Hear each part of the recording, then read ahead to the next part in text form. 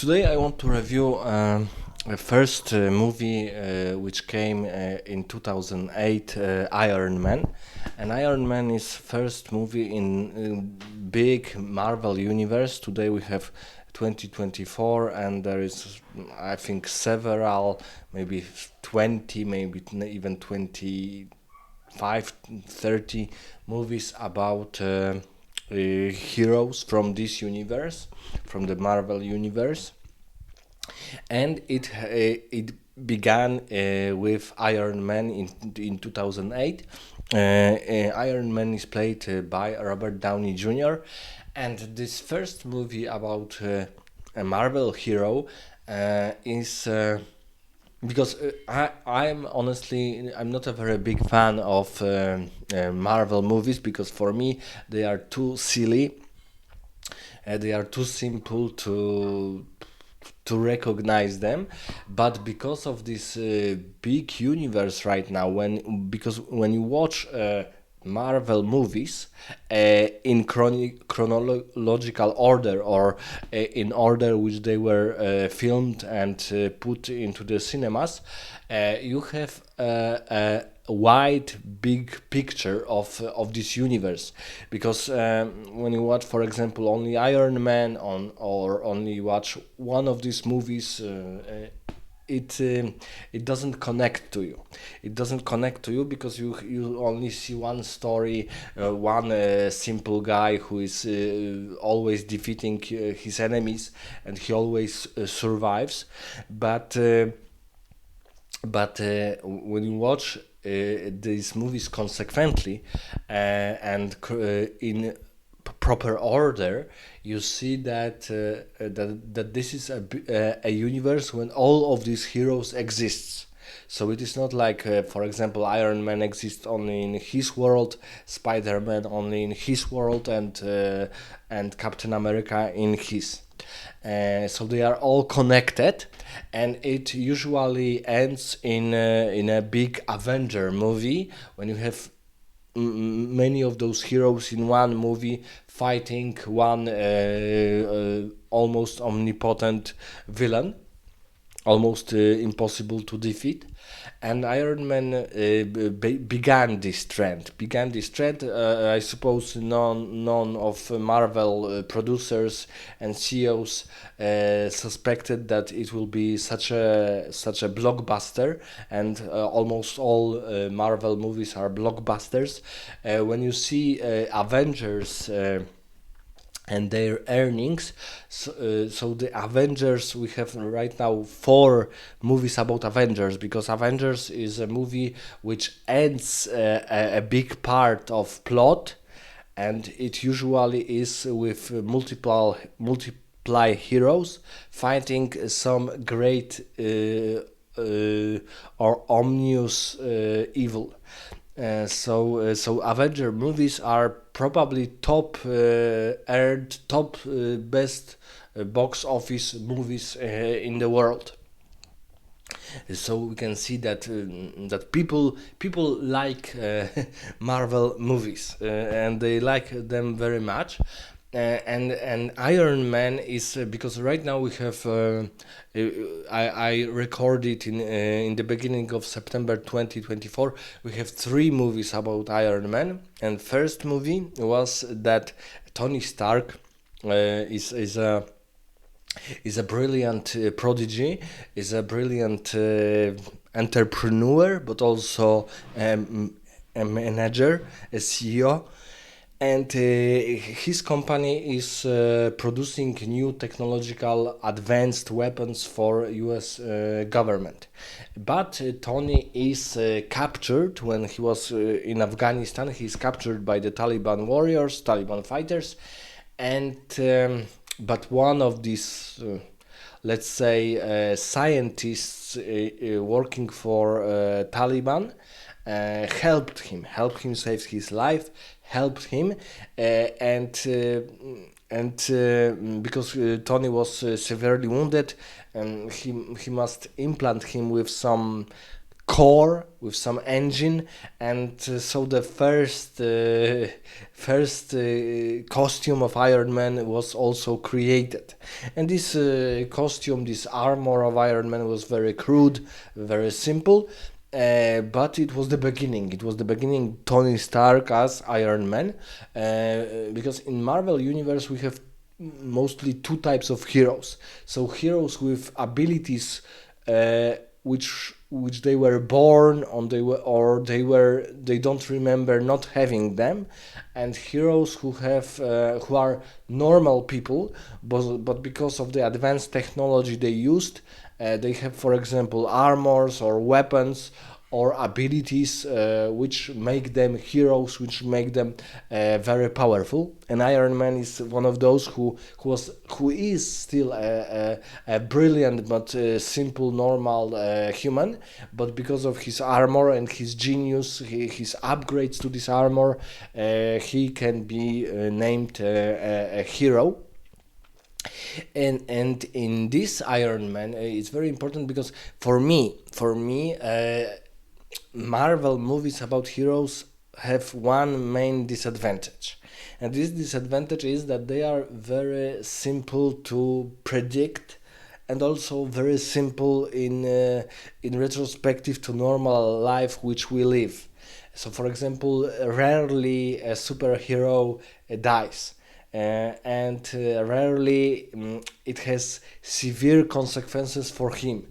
Usually, it is the villain who almost always is defeated and perished from this world. But in first Iron Man, it was not so obvious, and we also have something which is always often forgotten from Marvel movies, and that is an arc when a hero, when a character is changing his mind about something, and change his mind, his worldview significantly, because, for example, from Tony, before this accident with the Taliban, he was sure that he's a patriotic American. American government is the best, and selling weapons is nothing more than just a business. But after the accident, he sees this other truth. This other truth that weapons are produced to kill other people, and his weapons probably killed thousands of people, and he's starting to see it, and he sees the consequences of his actions. So he is on this path of retribution, that his mind, his prodigal mind, his advanced company must change its course. It's not curse, but course of action. Um, and his company is starting to evolve in something different. And of course, the supervillain is his best friend from the company. He was his father associate, and he completely disagrees with Tony. He thinks that military is and war and military is obvious way of life. We cannot change it. And Tony is crazy about his completely reversal of seeing things, because this is a real arc for Iron Man in first movie, that Tony sees he got his lesson, and he tries to change it almost 100%, and his villain, his associate, is seeing this as something crazy, as something very dangerous, and he tries to stop him. And this because in Marvel movies we have also a problem, not always, but there is a problem that usually a hero is far more well written, far more well believable than a villain, than than the enemy, than the main bad boss, than the main adversary. So, and it is often a problem. It is often a problem because and of course hero movie is about heroes, about hero, not about a villain. But it is also important that we are much more uh, interested in a movie when the villain, when someone with an opposite view, also has an interesting arc of his development, of his actions. And in many movies, they lack this. They lack this charisma. They lack this development. They lack the time that we can show their perspective. And in Iron Man 1, this perspective was almost 50-50. So the villain, we don't like him, but we can understand his point of view. He's seeing Tony as unpredictable, as crazy, as insane, and and uh, and the arc of redemption for Tony is very believable because he was severely wounded. He has this core, I don't know, fusion core implemented into his chest, maybe into his heart even, and he's severely wounded. He cannot live without it, without this core. So he sees that his consequences of war, of rules of engagement, of collateral damage, cause suffering to to people, and he didn't expected that.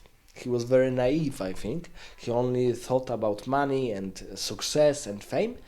And the most important part is that he also, because as an Iron Man, he did some superhero things, and now he's wondering if he should acknowledge this to the public, that he is this Iron Man, because he's anonymous. No one knows that he is an Iron Man except a few people. But then he decides that, and I don't know why, but he decide he decides, I'm not a native English speaker, he decides to reveal himself, and to acknowledge to the public that yes, I am an Iron Man. And as part of all Marvel movies, we have a final scene after the credits. So after the credits, usually we should stay to see the final scene, and we see Samuel L. Jackson as oh, oh my god, I don't know the hero name. Samuel L. Jackson is in the villa of Tony Stark, and he tells him about this Avenger project, because Tony's father was because this is the I think the Tony Stark and other heroes who will join him are the new team of heroes. But there were an initiative called Shield, called the Avengers Project, which was probably older, even before the Second World War. And Samuel L. Jackson tells him that. First, he's smiling that he giggled that he admitted that Tony admitted that he's an Iron Man, and he sees probably a potential in Tony to revive this Avenger initiative. We don't know what it is right now, only after watching this one movie, but we see that there is a deeper meaning of being an Avenger, being a superhero, and this is the biggest asset of all Marvel movies.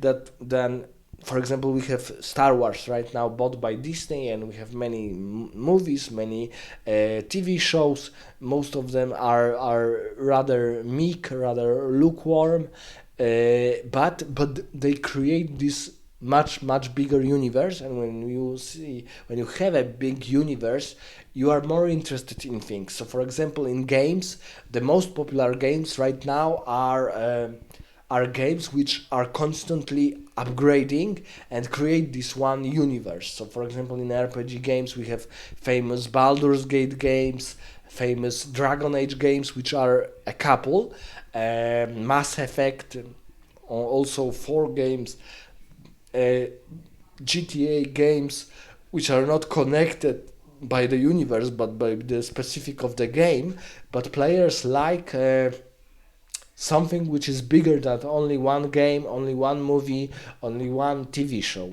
And Marvel understand it in 2008, so it was very early, and this is the I think the biggest asset of Marvel movies, that even TV shows are connected to our heroes. So for example, we have a TV show called Loki, and we will see Loki as a main villain in Thor movie and in Thor 2 movie, and as a main protagonist in first Avenger movie, but we also have a TV show about Loki.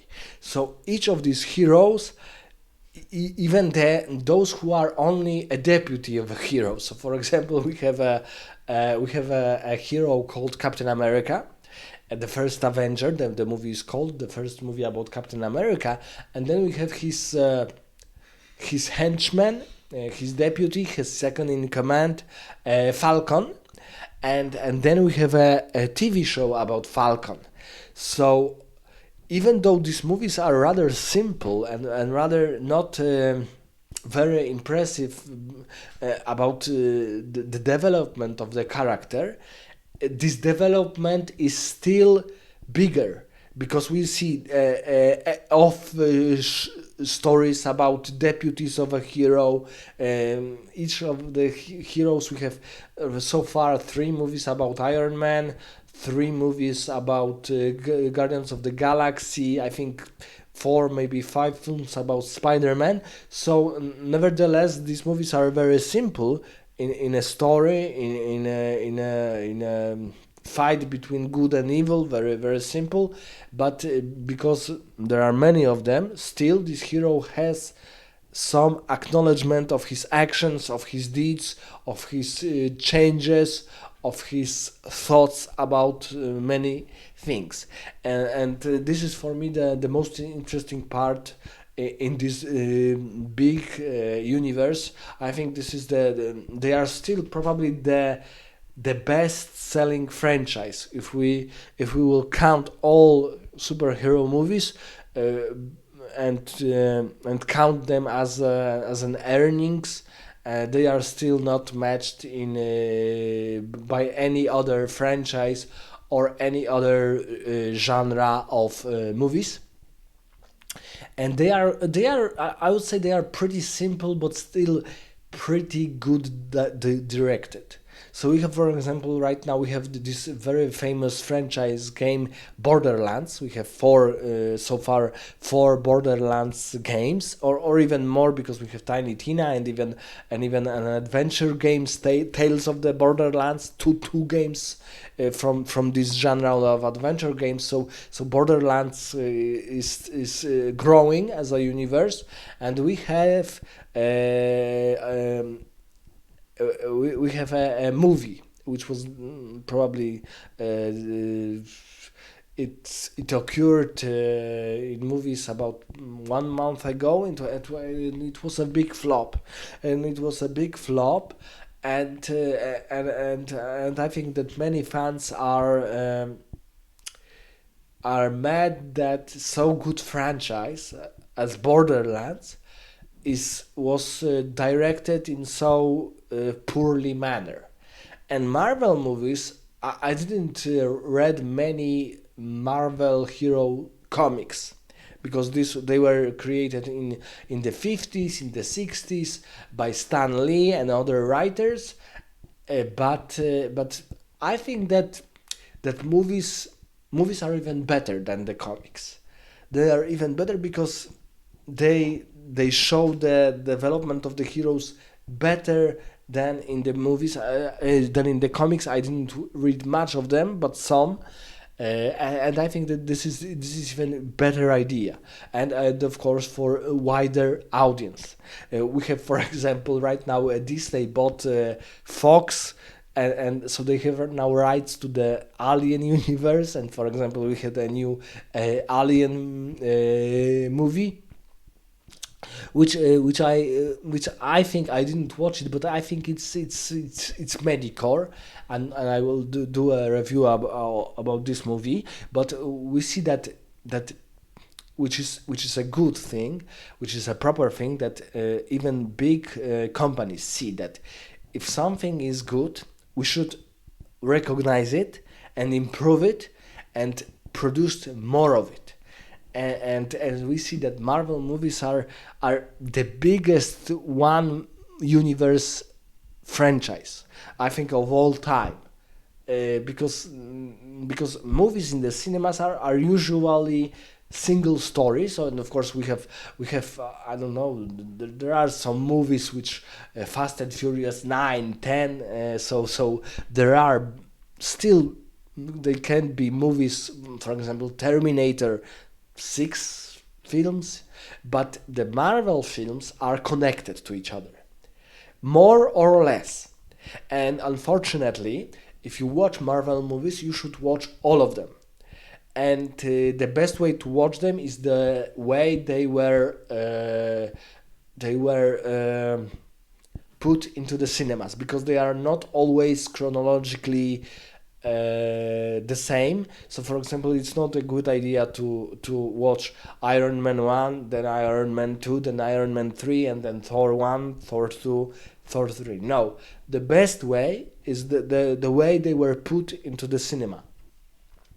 Because this is the because every of these Marvel stories have a phase, and when this phase ends, we have uh, we have a because right now we have two sagas: Infinity Saga, which has ended, and we have Multi-Universe Saga, and they are big epic stories which are connected by these Avenger movies, which are being produced after a couple of movies. So, for example, first Avenger was when Iron Man, Thor, Captain America, and Hulk were produced. Then we have this big movie about Avengers fighting Loki and an alien race.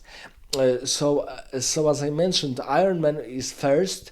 Robert Downey Jr. as an Iron Man is, I think, a very good actor to portray this rather narcissistic prodigy. Very even handsome man, even some Casanova man, playboy, but rather narcissistic, rather introvert.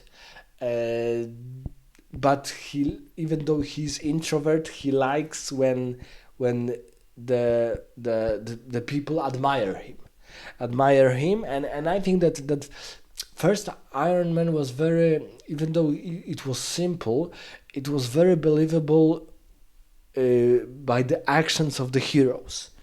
And they were big because sometimes, for example, especially Guardians of the Galaxy, these movies tend to be very goofy, very humorous, and I think that Marvel movies shouldn't be that way. They should be rather serious. The best example is Captain America movies. They are very serious. They are even almost like a thrillers. And this is, I think, if I could choose one hero which for me was the best in his own movies, it is the Captain America, because he's a rather silly hero, rather uptight, fighting evil paladin sort, but the plot, the main villains, the Hydra connected to the Nazis, it was very serious. It was very serious, interesting, mythological, Not every aspect of his movies or some secrets were revealed, but they were really captivating in some sort. But many Marvel movies are rather goofy, and these goofy movies, for example, Guardians of the Galaxy, for me are the worst. Are the worst because in Marvel movies you tend to have a rather epic fights, epic villains, epic threat to the universe, to the Earth, to other planets, and this goofy theme in some of the Marvel movies is completely destroying the message of other Marvel movies. So I would say that in the universe of Marvel movies, because like a standalone movie, I would give him Iron Man. I would give him 6 out of 10. But I think it's not fair, and we should rather acknowledge Marvel movies in this grand scheme of the universe and of other movies. And if I could do that, I would give him, and I will give him an 8 out of 10. It was really good movie comparing to other Marvel movies, and even comparing to other Iron Man movies. I would even say that for me it's the best Iron Man movie. The first one is the most down to earth, but also serious, also interesting, also believable Iron Man movie so far. Let me tell you your thoughts in the comments. What do you think about this particular Marvel movie, and in comparison to other Marvel movies and to other Iron Man movies?